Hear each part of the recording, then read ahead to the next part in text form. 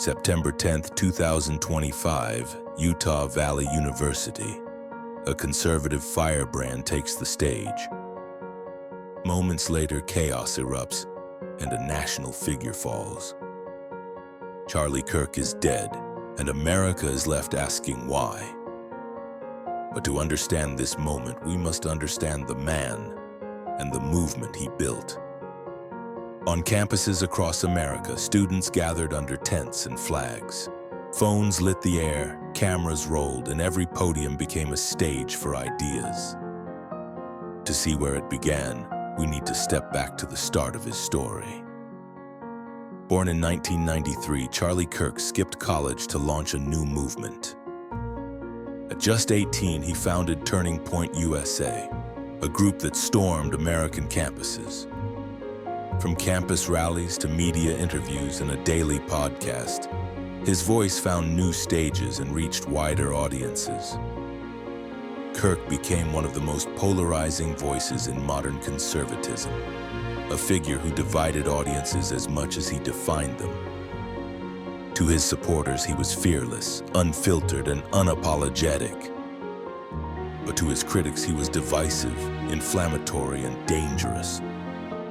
Whichever side you stood on, his voice was impossible to ignore. By 30, Charlie Kirk was no longer just a rising activist. He had become a central figure in the conservative movement, shaping debates and drawing fierce attention. Campus chapters sprouted quickly, recruiting students and hosting debates. Rallies became spectacles of sound and light. Cable hits and viral clips amplified his profile. The podcast turned daily commentary into a movement touchpoint. He built alliances with rising political figures. Supporters praised his focus on free markets and culture. Critics accused him of spreading misinformation and division. The brand grew, conferences, tours, and media networks. The fights often began on campus and spilled into national media. He mastered the stagecraft of the modern rally. In interviews, he leaned into confrontation and speed. Fans called him a truth teller, but opponents said he crossed lines. Clips traveled faster than the corrections, and through it all, his audience kept growing. He understood not just the algorithm, but the crowd it shaped. The brand outgrew the founder, and what started as student activism steadily transformed into a national machine. Every tour stop sharpened the message, and the question was where the movement would go next.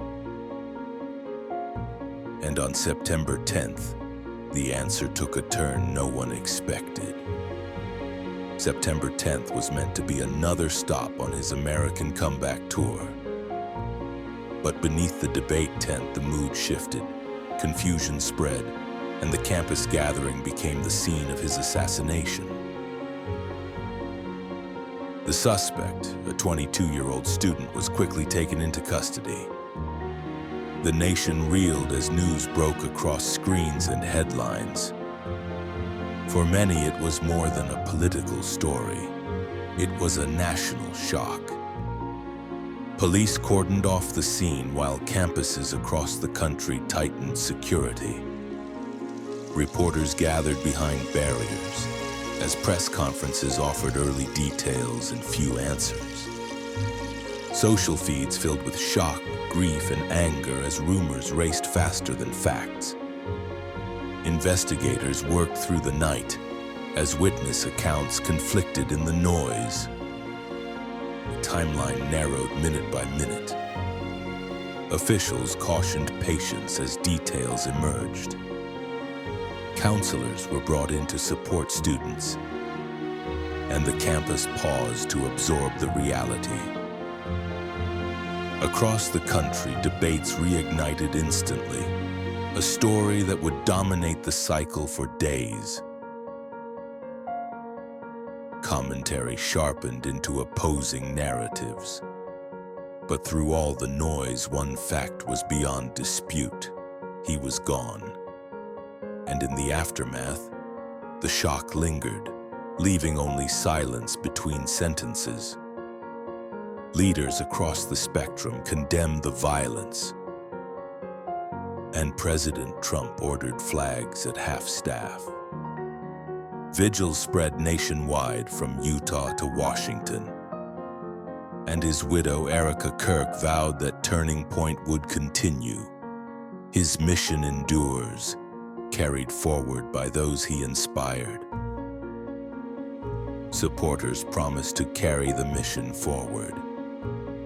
Critics warned his rhetoric had fueled division, but all agreed a new chapter had begun. Editorials urged restraint and reflection, while faith communities held services and prayers. On campuses, students organized dialogues, as some asked whether the rhetoric had gone too far, while others warned against silencing political speech. Calls for nonviolence echoed across the spectrum. Lawmakers debated policy responses and limits, and commentators parsed what the moment would mean for 2026 and beyond. In the hours that followed, activists reframed plans for the months ahead.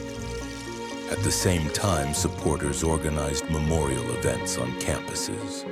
Online and off, fundraisers launched within hours. Meanwhile, opponents cautioned against martyrdom narratives. Inside living rooms, families focused on grief, not politics. From the podium, police chiefs urged patience while evidence was gathered. Behind the scenes, legal analysts weighed possible charges and timelines. And through it all, a broader question emerged. Can politics be de-escalated? Some said yes, if leaders lower the temperature. And yet others argued the divides run too deep. Across the feeds, the tone changed. Posts slowed, replies softened. But did the discourse truly cool? Or did the heat just go quiet? In the end, grief and argument shared the same space. The country held its breath and then moved forward. For supporters, he was a fighter for free speech. But for critics, he was a voice that deepened divisions. Yet few deny the lasting mark he left on America's political battlefield. The story of Charlie Kirk is now a chapter of history, one that will not be forgotten. A movement outlives a moment, and the echoes keep marching. In the aftermath, organizations adapt even after loss. And as they regroup, new voices step forward to fill the silence. On campus, debates will continue, with or without him. And some will choose to push the message further. But others, sensing the moment, will try a different tone. Because the same platforms that built influence also carry responsibility. Movements are bigger than one person and messier. Critics say the era demands care with words, while supporters say the fight must go on. What is learned from this will shape the next chapter.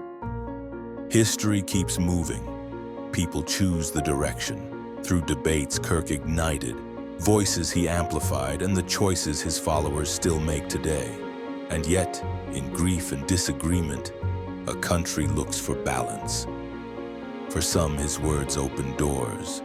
For others, they raised alarms. Either way, the movement he built will be tested. The cameras will be there for the next chapter, and the arguments will continue on campuses, online, and at kitchen tables. Movements evolve as generations trade places on the stage. What remains is argued in town halls and timelines alike. While the headlines fade, the questions stay. In every era, voices rise and choices follow. And the next argument starts where this one ends. On campuses and in communities picked up, reframed, and pushed into tomorrow. Meanwhile, the cameras won't look away, and the story moves on.